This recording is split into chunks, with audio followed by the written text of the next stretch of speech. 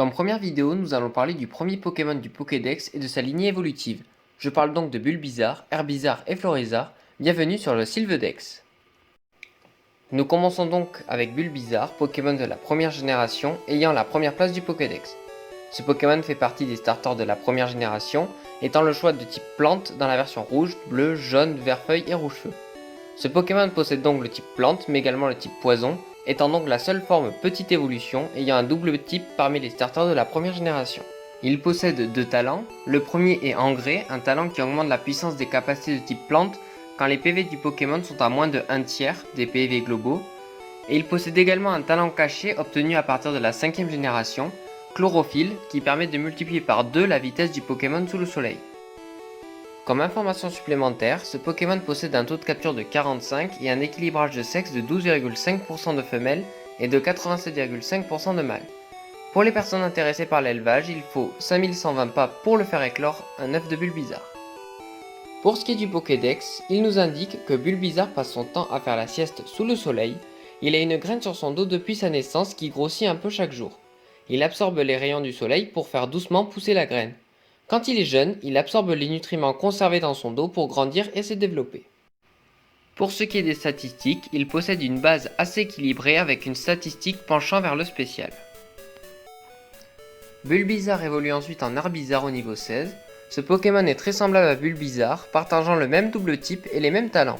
Ce Pokémon obtient néanmoins un petit boost en statistiques. Pour ce qui est du Pokédex, il nous donne les informations suivantes. Un bourgeon a poussé sur le dos de ce Pokémon. Pour en supporter le poids, Herbizarre a dû se muscler les pattes. Lorsqu'il commence à se prélasser au soleil, ça signifie que son bourgeon va éclore, donnant la naissance à une fleur. La lumière du soleil le rend plus fort et vigoureux. Le bulbe sur son dos grandit en conséquence. La forme finale de ce Pokémon s'obtient au niveau 32 et devient donc un Florizarre. Il garde également les mêmes talents et mêmes types que ses prédécesseurs, mais obtient également des statistiques assez élevées pour le jouer en stratégie dans les tiers principaux. Globalement, elles restent des statistiques bien équilibrées pour des stats de starter. Le Pokédex nous indique ici que sa plante donne une grosse fleur quand elle absorbe les rayons du soleil. Il est toujours à la recherche des endroits les plus ensoleillés. Une douce senteur émane de sa plante. Cette fragrance calme tous ceux qui sont engagés dans un combat. Pour ce qui est du niveau stratégique, on retrouve ce Pokémon en Underused durant les premières générations, puis passe en Overused durant la 5ème génération, et enfin retombe dans les usages en 6ème génération, où il sera rarely used jusqu'à la 8ème génération. Sa popularité en 5ème génération s'explique par l'arrivée de son talent caché, Chlorophylle, qui lui permet de doubler sa vitesse, et à son accès à l'attaque croissance, lui permettant de se booster très vite avec une forte augmentation en attaque spéciale et en attaque sous le soleil. Globalement, ces sets se basent sur le soleil.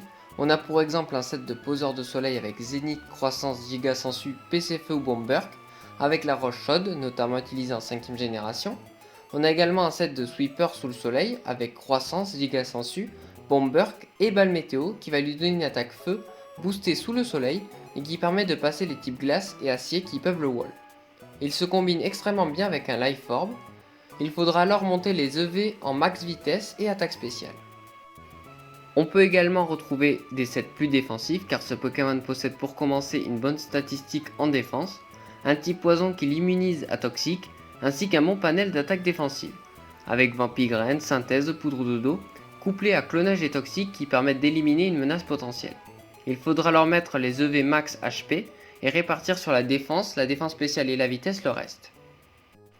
Ce Pokémon reste assez populaire, faisant partie des Pokémon de la première génération, mais étant moins apprécié que ses deux compères Dracofeu et Tortank. Pour finir, voilà à quoi ils ressemblent sous leur forme chromatique.